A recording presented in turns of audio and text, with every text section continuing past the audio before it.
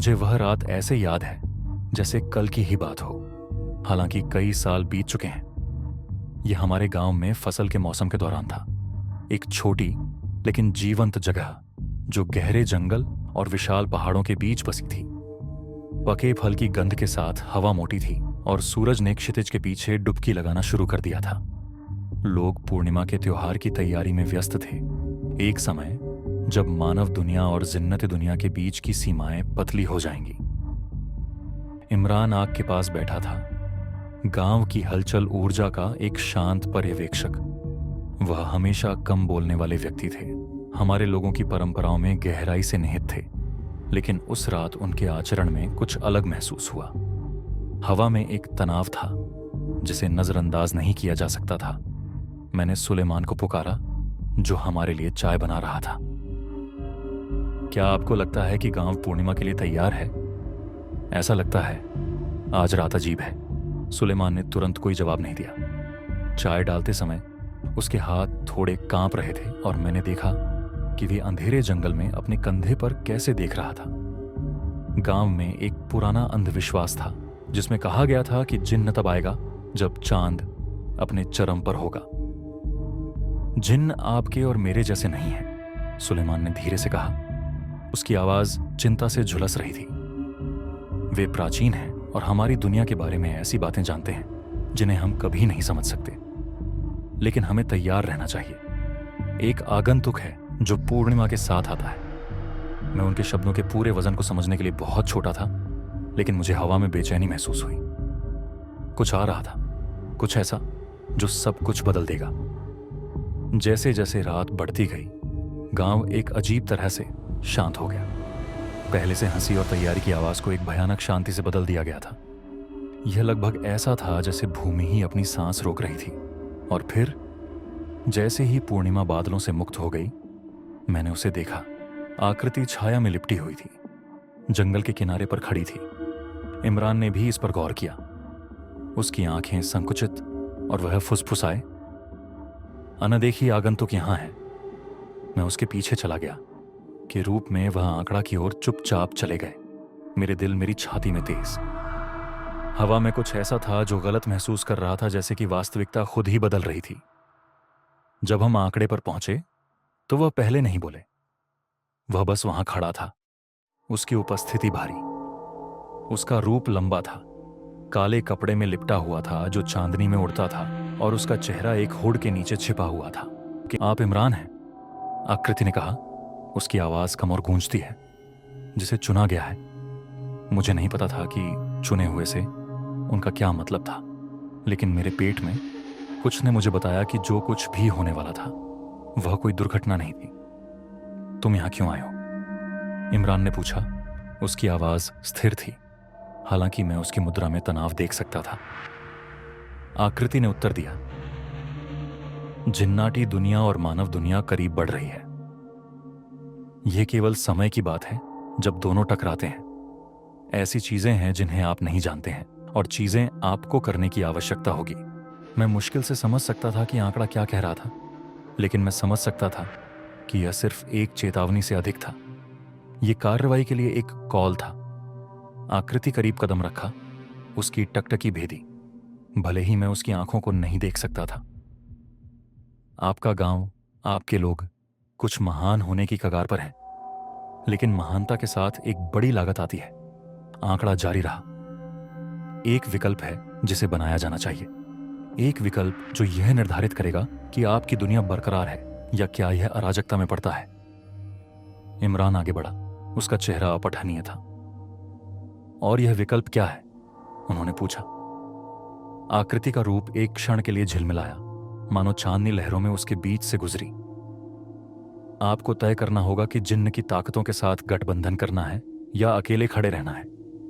आने वाला तूफान इस गांव की हर आत्मा की परीक्षा लेगा। कुछ गिरेंगे, कुछ उठेंगे। आपके द्वारा चुना गया रास्ता भविष्य को आकार देगा। मैंने इमरान की तरफ देखा। अनसीन विजिटर के शब्दों को पढ़ते हुए उसकी भौंह तन गई। निर्णय का भार उस पर, हम सभी पर भारी था। जिन्न केवल मिथक नहीं थे, बल्कि शक्तिशाली प्राणी थे जो हर चीज के संतुलन को टिप सकते थे। लेकिन आगंतुक का जिन्न के साथ सहयोग करने का क्या मतलब था? और हम केवल मनुष्य इस तरह की ताकत के खिलाफ कैसे खड़े हो सकते हैं? मैं समझ में नहीं आता। मैंने कहा, मेरी आवाज कांप।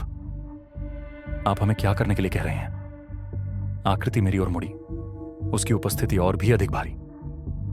अब तुम्हें सब कुछ समझने की जरूरत नहीं है बच्चे, और इस बात को याद रखो, जिन्न तुम्हारे शत्रु नहीं है और न तुम्हारे मित्र हैं। वे तुम लोगों से परे एक क्षेत्र में मौजूद हैं और वे उन कानूनों से बंधे हैं जिन्हें तुम नहीं देख सकते। हालांकि अन्य गहरे बल आपकी दुनिया और उनके बीच विभाजन को तोड़ने की कोशिश करते हैं। उन्हें ही रोका जाना चाहिए। और इसके साथ आंकड़ा रात में गायब हो गया, हवा में केवल एक सुस्त ठंड छोड़कर। इमरान ने मेरी ओर देखा। उसका चेहरा गंभीर था। यह खत्म होने से बहुत दूर है, उन्होंने कहा। काम पर ऐसी ताकतें हैं जिन्हें हम नियंत्रित नहीं कर सकते हैं और हमें तैयार रहना चाहिए। अनदेखी आगंतुक ने हमें एक चेतावनी दी है, लेकिन असली चुनौती आगे है। हम गांव लौट आए। मुठभेड़ का भार हमारे कंधों पर भारी था। मैं हवा में तनाव महसूस कर सकता था, एक स्पष्ट बल जो नष्ट नहीं होगा। पूर्णिमा ने हमारे सामने के मार्ग को रोशन किया, लेकिन इसने लंबी छाया भी डाली जो आने वाले समय को छिपाती थी। जैसे जैसे दिन बीतते गए, अजीब घटनाएं सामने आने लगीं। रात में हवाएं फुसफुसाने लगीं, आवाजें लेकर मैं समझ नहीं पा रहा था। कुछ बुजुर्गों ने उन दर्शनों के बारे में बताया जो उन्होंने देखे थे, जिन्हों के रूप में, जानवरों के रूप में जंगल से गांव की निगरानी कर रहे थे। और फिर सपने आए। मुझे हमेशा इस विचार पर संदेह था कि सपने शकुन हैं, लेकिन उस रात के बाद आने वाले लोग अलग थे। अपने सपनों में मैंने अनसीन आगंतुक को फिर से देखा। एक नदी के किनारे खड़ा था जो इस दुनिया का नहीं था। 1000 छायादार आकृतियों से घिरा हुआ था। उनके शब्द मेरे दिमाग में गूंज रहे थे। चुनाव आ रहा है, आपको अपना पक्ष चुनना होगा। इमरान और मैंने अपने पिता से सलाह ली, जो हमेशा गांव के आध्यात्मिक मार्गदर्शक रहे हैं। वह ध्यान से सुनी, उसके चेहरे परेशान। सुलेमान ने धीरे से कहा, जिन्नाटी की दुनिया प्राचीन है और यह हमें पूरी तरह से समझने के लिए नहीं है, लेकिन जो स्पष्ट है वह यह है कि अंधेरे की ताकतें संतुलन में हेरफेर करना चाहती हैं। हमें तैयार रहना चाहिए। और इसलिए दिन हफ्तों में बदल गए और हमारा गांव अधिक सतर्क हो गया। बुजुर्गों ने हमारी रक्षा के लिए अनुष्ठान किए और इमरान ने गांव के पुराने योद्धाओं के साथ प्रशिक्षण शुरू किया। एक ऐसी लड़ाई की तैयारी की जिसे हम में से कोई भी पूरी तरह से समझ नहीं पाया। अगली पूर्णिमा की रात आई और इसके साथ अनदेखी आगंतुक लौट आया। इस बार वह अकेला नहीं था। इस बार वह 2 छायादार आकृतियों से घिरा हुआ था। उनके रूप एक ही बिल्विंग कपड़े में डूबे हुए थे। उनकी उपस्थिति भारी, गहरा था और हवा एक अप्राकृतिक ऊर्जा के साथ गुनगुना लग रहा था। इमरान आगे बढ़ा। उसका जबड़ा दृढ़ संकल्प के साथ सेट हो गया। आप लौट आए हैं। इस बार आप हमसे क्या चाहते हैं? आगंतुक की आवाज स्थिर लेकिन पूर्वाभास था। चेतावनी का समय बीत चुका है। संतुलन पहले से ही बदल रहा है और दोनों लोगों से बल आगे बढ़ रहे हैं। आपको कार्रवाई करनी चाहिए इमरान। छायादार शख्सियतों में से एक ने बात की। उनकी आवाज सूखी पत्तियों की सरसराहट की तरह थी। अब देरी नहीं कर सकते। अंधकार पहले से ही आपकी दुनिया में रिसना शुरू कर दिया है। इसके प्रकोप का सामना सबसे पहले तुम्हारा गांव करेगा। हवाओं ने जोर पकड़ा और जंगल से एक गहरी गुटुरल गुर्राहट गूंज उठी। पास जमा हुए ग्रामीण पेड़ों की छाया में जीवन के लिए लाल आंखों के कारण डर से हाँफ रहे थे। यह स्पष्ट था, अंधेरे बल अब इंतजार नहीं कर रहे थे, वे यहां थे। आगंतुक इमरान की ओर मुड़ा, उसकी निगाहें भेदी। अब आपको चुनना होगा।